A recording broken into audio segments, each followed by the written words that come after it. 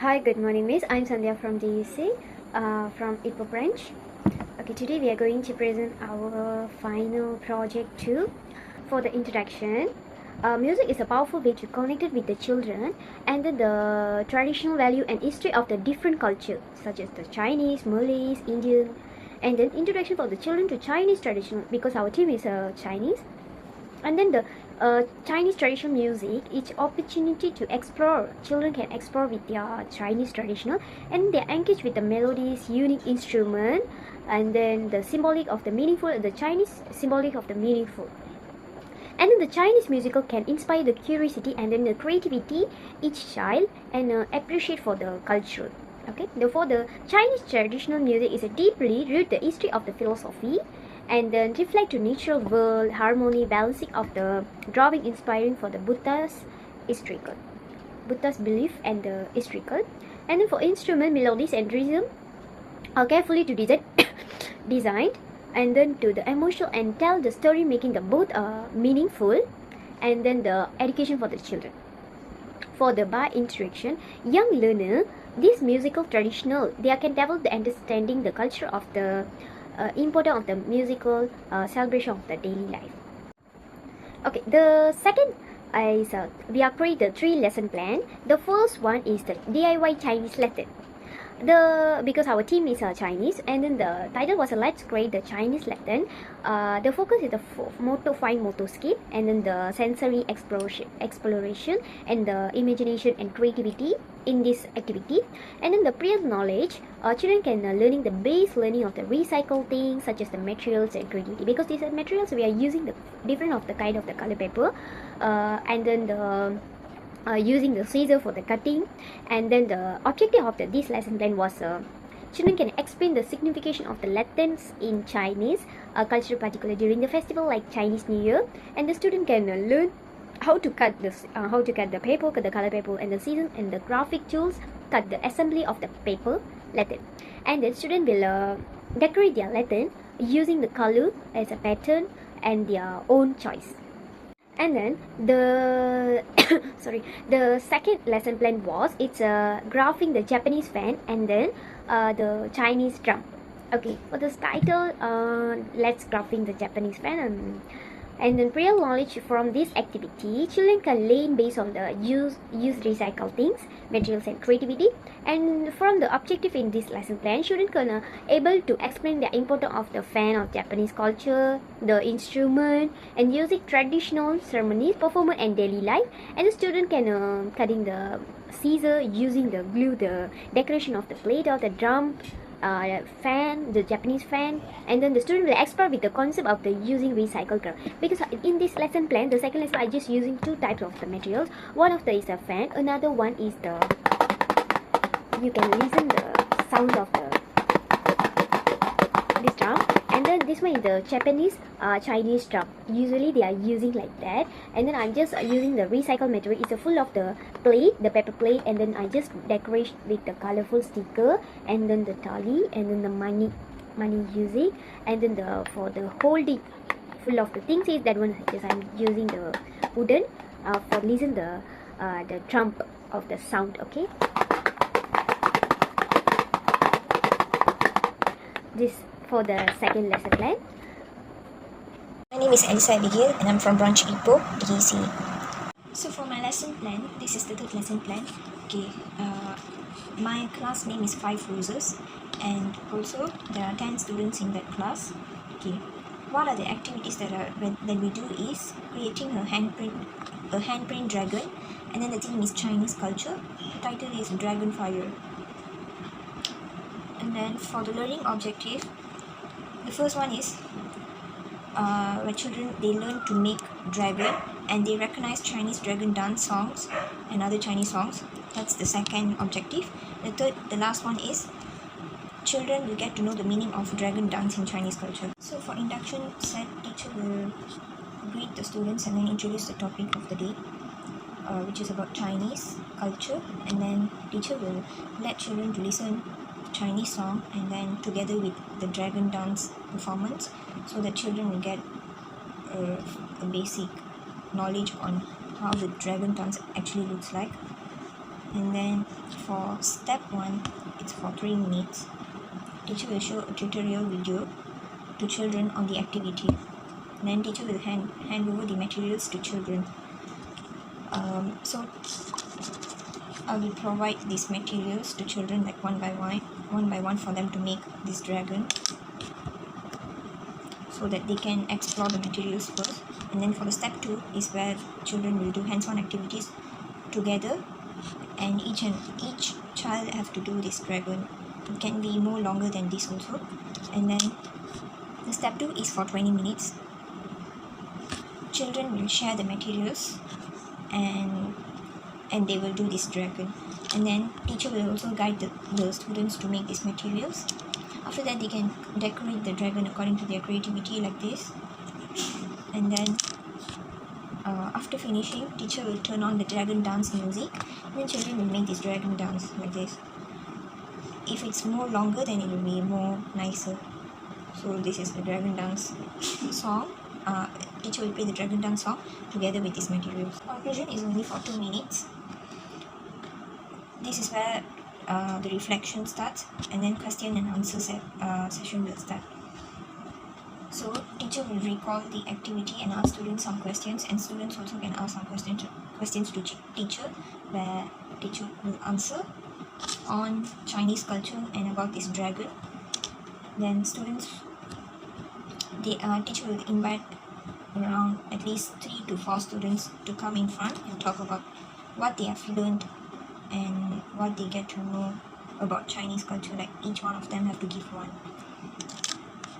So for the reflection part, the advantage is children are able to follow the instruction and finish the task.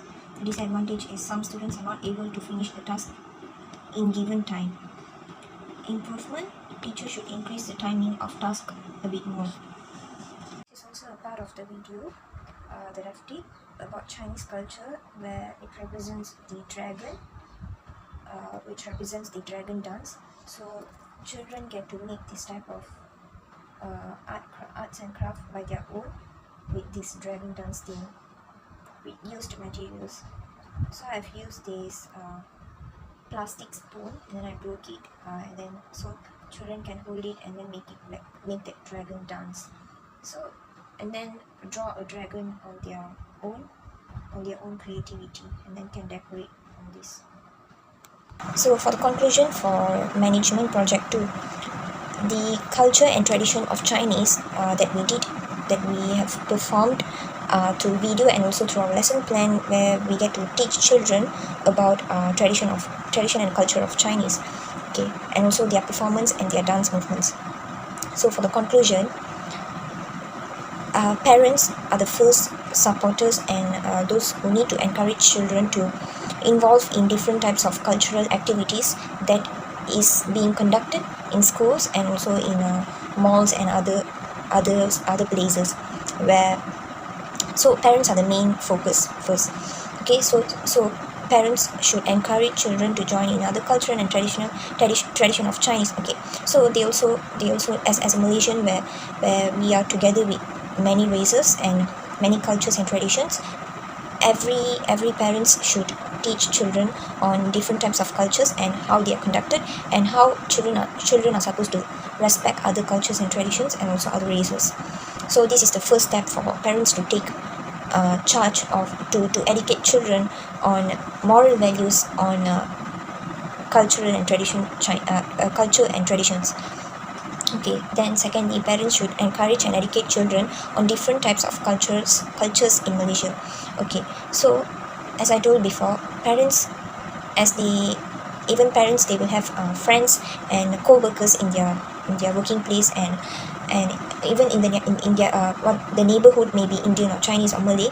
So parents should encourage and take their children for open houses or during Chinese New Year, Hari Raya, Christmas, Deepavali, and in many other religion cultures, traditions, where they celebrate their own culture, right, and traditions. So we as a parents parents should bring their children to their neighbor's house or their friend's house to see, and where this is where children will see their parents. They will look up to their parents, and they will see how their parents are with other types of traditions and religions. So this is where our children can gain more knowledge about Chinese New Year.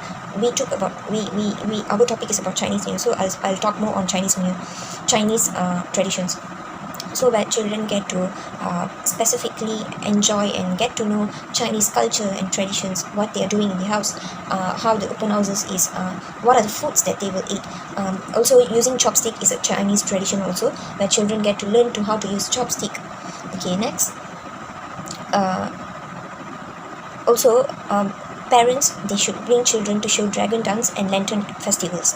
Okay, there are many dragon dance and lantern festivals that will be conducting in all over Malaysia. We can usually see dragon dance in all the malls in Malaysia, and also in the road and all.